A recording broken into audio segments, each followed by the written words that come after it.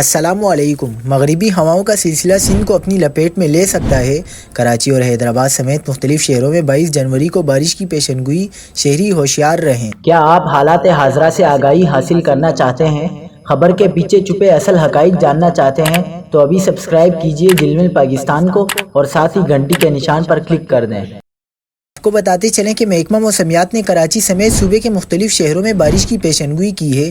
محکمہ موسمیات کے مطابق مغربی ہواؤں کا سلسلہ 22 جنوری کو سندھ کو اپنی لپیٹ میں لے سکتا ہے۔